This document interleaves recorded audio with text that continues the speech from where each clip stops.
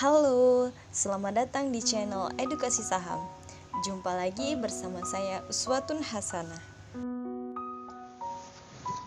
Dalam kesempatan kali ini, kita akan membahas mengenai salah satu dari analisa fundamental, yaitu analisa rasio keuangan.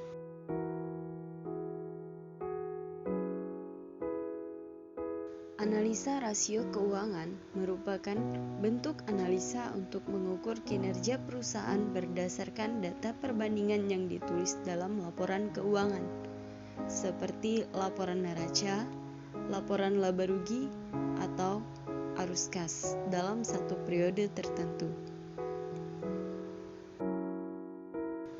Analisa rasio keuangan pada perusahaan bukan hanya ditujukan kepada pihak manajemen, namun juga kepada pihak investor atau kreditur.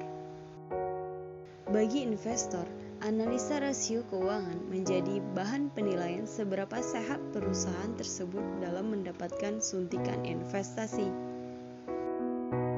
Selain menjadi alat ukur sehat atau tidaknya sebuah perusahaan, analisa rasio keuangan memiliki manfaat lain. Yang pertama, melihat tren kinerja perusahaan dalam periode tertentu. Yang kedua, bahan evaluasi sumber daya perusahaan. Yang ketiga, sebagai acuan investor untuk memilih perusahaan. Yang keempat, sebagai bahan pertimbangan bagi kreditur. Yang terakhir, menentukan nilai kewajaran keuntungan yang diperoleh perusahaan. Berdasarkan poin-poin tersebut, analisa laporan keuangan intinya memiliki dua peran, sebagai bahan pertimbangan dan bahan evaluasi baik oleh perusahaan sendiri maupun pihak internal seperti investor.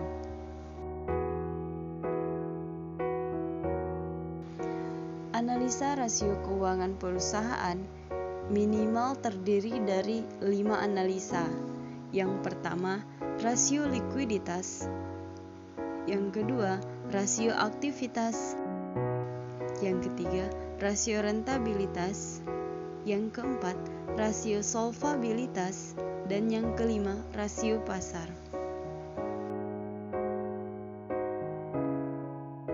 Yang pertama, kita akan bahas mengenai rasio likuiditas. Rasio likuiditas adalah kemampuan perusahaan untuk memenuhi kewajiban jangka pendek. Rumus dari rasio likuiditas adalah aktiva lancar atau current asset dibagi hutang lancar atau current liabilities.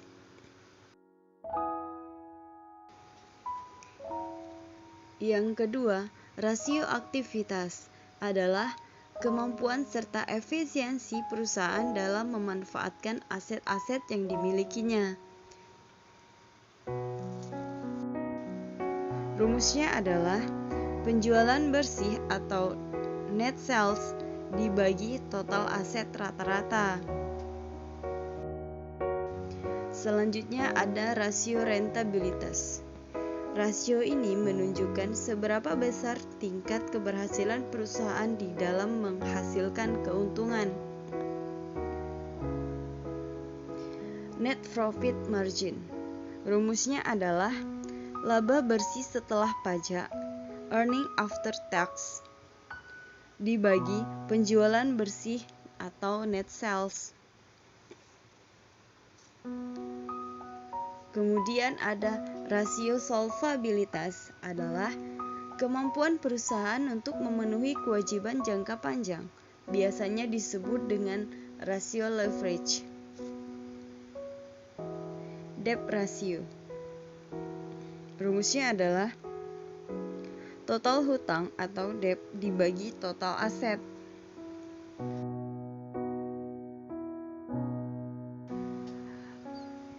Selanjutnya yang terakhir ada rasio pasar. Rasio pasar menunjukkan informasi penting dari perusahaan yang diungkapkan dalam bentuk kinerja saham. Yang pertama ada price book value. Rumusnya adalah harga saham dibagi book value per share. Setelah itu ada PER. PER dapat kita cari dengan menggunakan rumus harga saham dibagi laba perusahaan. Dan yang terakhir ada earning per share. Laba bersih perusahaan dibagi jumlah saham yang beredar.